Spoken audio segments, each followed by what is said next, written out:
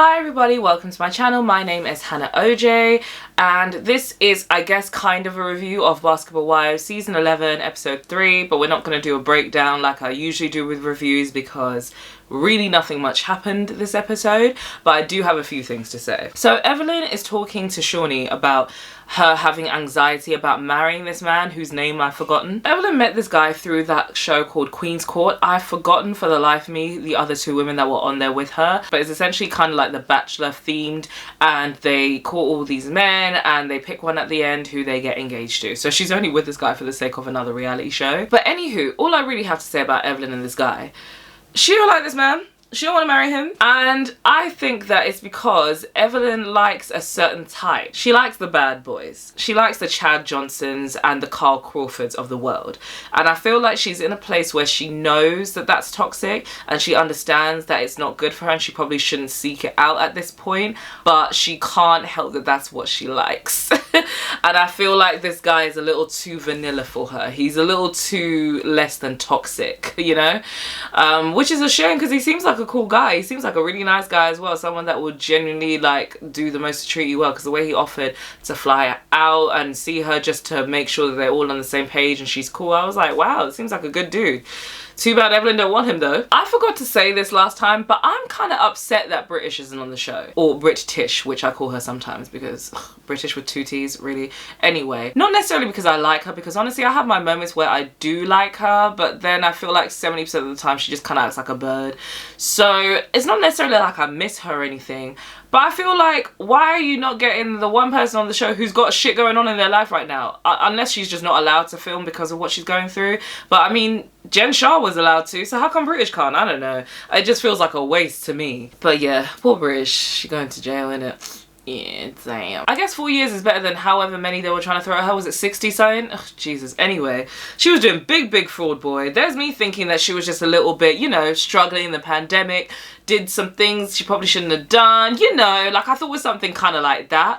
She's been doing this for time, and apparently she got caught before and kept doing it. So yeah, basically she's just a scammer and been a scammer since way before Basketball Wives. So it's unfortunate because I do still feel bad. I mean, she's got a kid, so I still feel bad for her daughter and all of that, but hey, is what it is. You lot know the rules. You get caught, what can we do? I'm just saying it would have given a little something to this season to have her film into, but maybe she refused. Who knows? Vanessa and Evelyn also squashed their beef.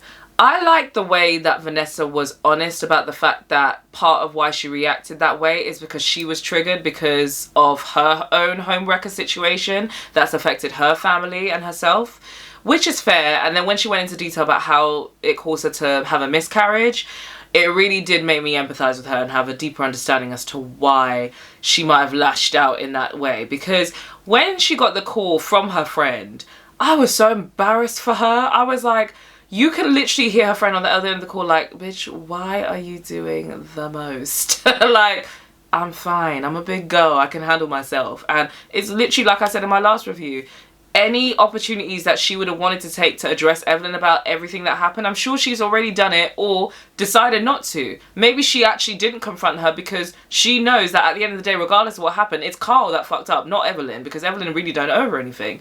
So either way, the way she decided to handle it is the way she decided to handle it. Vanessa had no business getting involved, especially since it's some 10-year-old stale shit, like seriously. So when she explained about what happened to her with the miscarriage and her own situation, that made me understand a little bit more why she was so motivated to act on this beef like it was her own, you know? Even then, I wasn't even really mad at Vanessa. Other than that whole thing with Evelyn, I liked her energy. Like, I feel like we need somebody that's a newbie that is unafraid to get in these bitches' faces, because I feel like very often on Basketball Wives, because they know how mean they can be, the whole Evelyn, Shawnee crew, and for a period, Tammy. I like Tammy now, but there was definitely a period that you were mean girling with them too.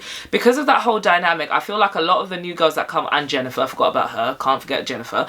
I feel like there was a period where when they got a lot of new girls, they would just be begs, basically, that they would do anything to get in their good books and good graces. So it would make them act less than authentic on the show, and it was just annoying to watch. And a lot of the time, if you don't fit into their clique, they're still going to be bitches to you anyway. So a lot of them ended up looking stupid because they still ended up being mistreated regardless of them being begs.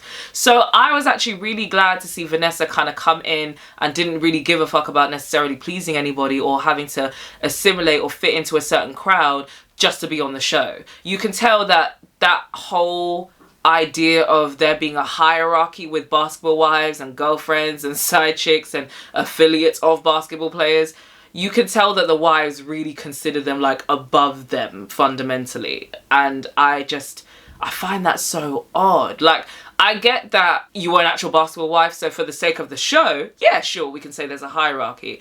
But I feel like they genuinely feel that way in their lives as people. That's the vibe I always got from them from season 1. And I remember that being my biggest surprise in watching the show. Like, I really didn't think that women that were attached to basketball players were walking around feeling like they were better than other women because of who they were with. That seems so crazy to me and so nonsensical, because why? Like, do you know what I mean? You are not the one with the skill. You are not the one that people are sitting in those seats to watch play basketball. So why should we care about you because you're fucking him? Like, make it make sense. Because if you think about it, that whole idea of there being a hierarchy is exactly the reason why they've let Jennifer for seasons now get away with doing absolutely nothing on the show and be boring as fuck. Because if you think about it, she only contributed being a basketball wife for like, what, 2 seasons, 3 seasons in, she and Eric got a divorce. Since then, what has she been doing? What has she been giving to the show? Absolutely nothing. But the fact that she was once married to a basketball player is enough that we just have to put up with her season after season, even on the seasons where nobody even fucked with her. It's just interesting. But anyway, I went off on a tangent. I was talking about Vanessa and Evelyn. Yeah, happy that they squashed their beef, because I didn't want to see them go back and forth about that for episodes and episodes. And I'm sure that a big motivating factor was the fact that Evelyn co-parents with, I think Amy is her name, Carl Crawford's ex anyway. And it definitely did sound like from both sides that this was not a relationship they wanted to ruin, especially for the sake of the kids. Like, I totally get that. So it seems like Vanessa kind of, in the end, got that. And she probably had a little talking to from Jackie as well. And Jackie was probably like, listen, you're really not helping yourself on this show kind of thing. So yeah, I'm glad that they ended up squashing their beef. I'm actually more interested in getting to know the new girls and the old heads anyway this season. I was here for the sit down that they all had when they were all kind of introducing themselves to each other and saying, you know, their background and their story and how they got on the show, all of that. Like, I was actually here for it, and it made me curious to how they're all gonna be as the show continues. I'm not gonna lie, for me, Evelyn don't give nothing, Jennifer don't give nothing, Shawnee, why is she here? Don't care if she's executive producer or not, she don't need to be here. Yeah, unless, honestly, the only person as an OG that I think I would even care about at this point, apart from British, like I said, is Tammy. I miss Tammy. I really liked Tammy towards the end. And OG. I was here for OG, but they will never have OG back on the show. So yeah. Other than that, I really don't care about these bitches like that. Here for the new girls though. Brittany planned an ice skating event, which turned out to be a hot mess. So the ice skating part was fine, but then they all sat down to have drinks, and that's where it all went wrong. So firstly, that new girl, Clayana, it's like they were purposely trying to provoke her into a fight or something with the way they were questioning her. The way Jennifer and Britt were like, you just appeared out of nowhere, we need to know where you came from. The girl was like, what do you mean? I had to sit down with Evelyn, with Shawnee, and with Jackie, so they know who the fuck I am. You could tell the girl was just saying, I've been through all the red tape with production and them, so I don't understand what you're talking about. Like, they didn't tell you I was coming? I've been made part of the cast just like you, so take it up with them kind of thing. There's a way of getting to know someone without being like, who are you and where the fuck did you come from, you know? And I feel like they were being like that a little bit. It was kind of rude. But at the same time, you knew that a little bit behind their question was also that they were trying to find out what basketball player she was connected to. And Clayana didn't want to say. That's when Brittany Renner interjected and made this whole drunken spiel about how they wanted to stand on their own names. So basically, they didn't want to promote who they were affiliated with or who they had a relationship with, who was their baby daddy, whatever, and use that as their reason for being here. They just wanted to stand on their own name. That's all well and good, but this is Basketball Wives. So I understood where Brooke and Jennifer were coming from in that sense. Like, what player have you been sleeping with or slept with, and why are you here, kind of thing. Like, it's something everyone has to go through. Just say it, you know? There's nothing wrong with them wanting to stand on their own names or anything, but it felt like they weren't prepared for them to be asked that question, and I didn't really understand why. Like, you knew what brought you to the show, so how were you not prepared for that? And also, it's gonna take time to get to that point. If you ask me, there's only one woman that's been on that show who, when you look at her or hear her name, you don't always go straight to ex-Basketball Wives cast member, and that is Tami Roman. Tami is an actress. She was an actress before. She's a more successful actress now. She's also a comedian. Like, she did the Headscarf Chronicles, the Headscarf Diaries, and, you know, she's done, like, comedy shows. She was on Wild 'N Out. Like, she's done a lot more and been more visible as a personality since Basketball Wives. That's taken her outside of the restraints of just being a Basketball Wives cast member. Drea also kind of as well. Like, obviously she's quite successful, I believe, in her business with fashion now as well. But I still, when I think of Drea, I think of Basketball Wives, you know? So I feel like she still might have a little ways to go. But I think it could also just be because I'm here in the UK. I feel like I probably just wouldn't see her stuff promoted as much. Maybe in the US, people know of her name a lot more for what she sells and not just her as the ex-Basketball Wives cast member. So maybe where I'm located makes a difference in that sense. But yeah, I would say Tami Roman has definitely achieved that, and Drea is not far behind. But other than that, nobody on that show is standing on their own name the way I look at it. Not even Shawnee O'Neal. Isn't she still known by Shawnee O'Neal, even though she has a whole other husband? She's still known by Shaq's last name, so she's literally not standing on her own name, you know? So I just think that it was ambitious for them to feel like they were gonna get that in episode 1, you know? Or episode 3 technically, but I feel like this is Clayana's first episode. So last review, my suspicion was that this fight might have stemmed from Brittany going out to dinner with Shaq. I was wrong. Brittany was just lit. I don't think that Brooke was trying to stand up in an intimidating way towards Brittany, but I do feel like she might have been getting prepared to do that towards Clayana, because it was Clayana that she was low-key going back and forth with, because Clayana was very defensive over them wanting to say who she was and where she came from. And she was looking at Clayana when she stood up. So she might not have been wanting to get confrontational with Brittany necessarily, but I do feel like she might have been gearing up to go at it with Clayana. And Brittany and Clayana are both clearly very good friends because they were both backing each other quite heavily. Anyway, that resulted in Brittany getting up and saying, I can stand up too though, and all of that back and forth. Brooke ended up calling Brittany sloppy, which, yeah. Brittany said, I'm sloppy, you might want to talk to your surgeon, basically saying, bitch, your body is sloppy. And that's when Brooke said she needs a surgeon because she's built like a little boy. Now, I do understand that Brittany started firing the shots about bodies first, but even still, I don't like that.